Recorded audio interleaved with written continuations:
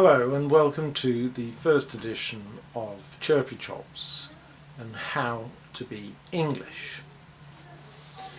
If you want to be English, you should go to England. A good place to start is London.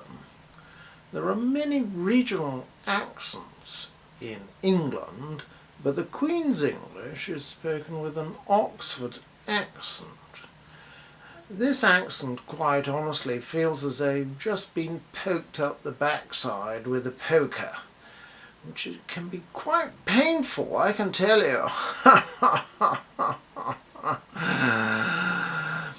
This gives you a slightly affected lip drawl, and you speak as though you're speaking to the crowd. Project your voice. English is to be denunciated and spoken clearly so that everybody can understand what you're saying. You must hold your nose in the air by holding your head up. This has led to the expression looking down one's nose at someone, because quite frankly this is what is going on here. If you are to be English, you also have to learn some stunning expressions. Gosh and golly gosh and whimpering hammersnakes really take the bacon, if you get my drift. The English are very polite. They use the words please and thank you an awful lot.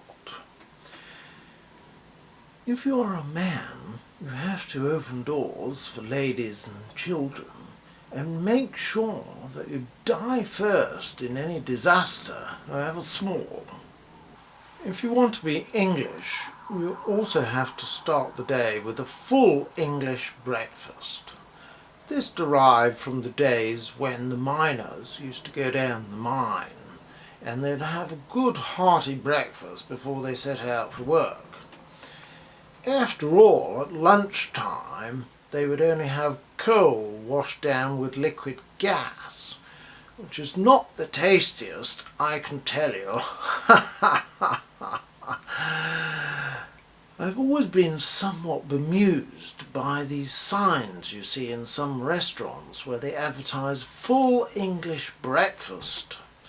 It's just as well it's a full one, because I wouldn't like to have half of one or a quarter of one, or God forbid somebody else's leftovers. That would really be most unpleasant. Whimpering hammersnakes! To be English, you also have to dress up to the nines. For a man, this means dressing up in a pinstripe suit. Quite honestly, the type of attire that most other nationalities would use as their pyjamas. And you must go out in all weathers. In most other countries this would be seen as being a bit daft, but here it's par for the course, to use a golfing expression. So, it doesn't matter whether it's raining or snowing, just get out there in your pinstripe suit. To be really English, you must develop a stiff upper lip, a bit like this.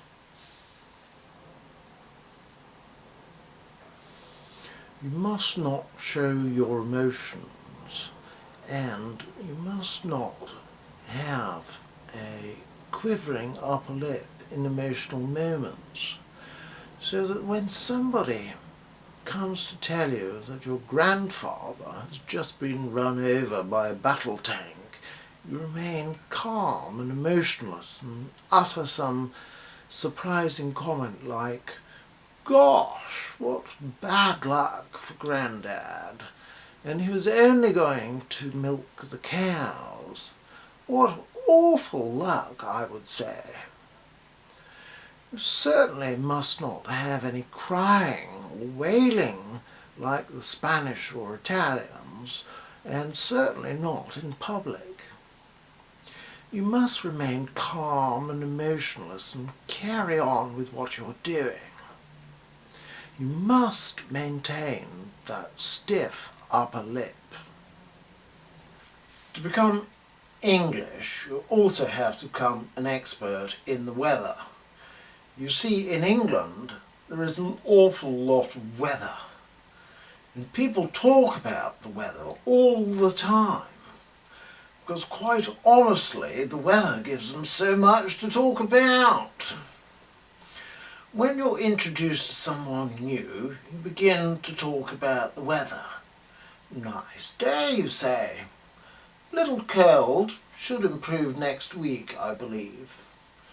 And the long-range forecast is sunny with showers, followed by a long period of cold, followed by mild cumulus nimbus.